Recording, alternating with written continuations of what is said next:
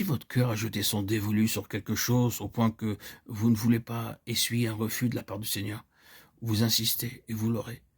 Et votre menace à l'adresse du Seigneur, même si elle n'est pas exprimée sous cette forme, et que vous ne continuerez pas, à moins que le Seigneur ne vous l'accorde ou ne le fasse pour vous. S'il y a quelque chose de cela, le Seigneur vous l'accordera. Il permettra que vous l'ayez. Ce sera une malédiction pour vous. Abraham fit cela à l'égard d'Ishmaël. Et quel fléau! Voyez, il y a le principe. Or, le point est celui-ci.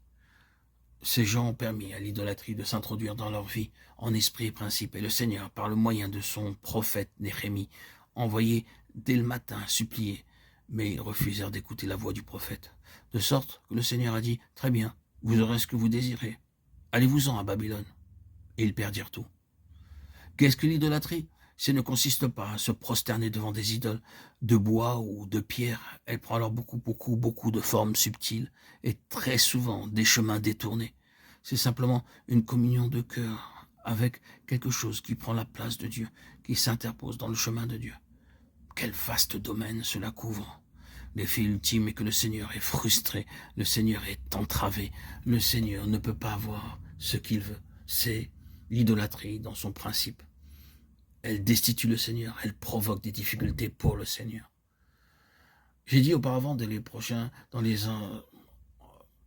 précédents audios, que bien qu'Israël fût guéri de cette forme extérieure de l'idolâtrie, le principe ou l'esprit de l'idolâtrie n'était pas extirpé.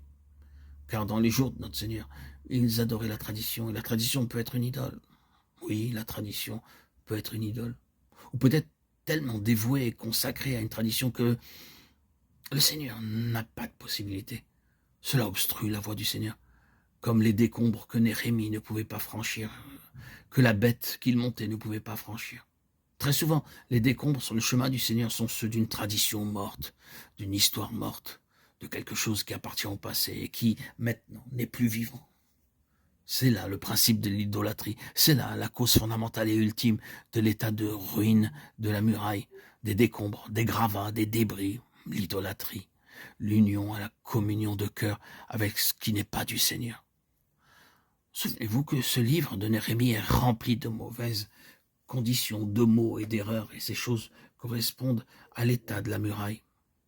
Je désire que vous saisissiez ceci, quoique je doive y revenir. On considère cette muraille et on l'examine et on peut, pour ainsi dire, la percer du regard. Et en la perçant du regard, on constate que les conditions du peuple du Seigneur concordent exactement avec la condition de la muraille.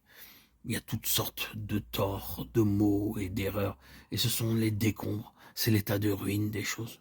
Voyez, l'état du peuple correspondait à l'état de la muraille. La muraille était simplement une illustration des conditions spirituelles, de sorte que lorsque vous parvenez à percer du regard cette muraille, vous découvrez que ce dont vous occupez réellement, ce n'est pas d'une muraille, mais de conditions spirituelles. Et tandis que Néhémie s'avançait pour s'occuper de la muraille, il découvrit qu'il avait en même temps à s'occuper des conditions spirituelles du peuple. Ils étaient une seule et même chose. Ce serait un effet insensé d'élever une belle muraille alors que les conditions derrière la muraille sont une contradiction. Voyez le point. Les deux choses doivent être compatibles. L'état spirituel et votre témoignage. Le témoignage doit avoir une condition spirituelle. À l'arrière-plan, une condition spirituelle doit corroborer le témoignage. Vous ne pouvez pas travailler à l'édification de quelque chose qui n'est pas dans l'énergie de la vérité. Nous verrons plus tard, dans de futurs audios, ce que signifie la muraille et de quoi elle est faite.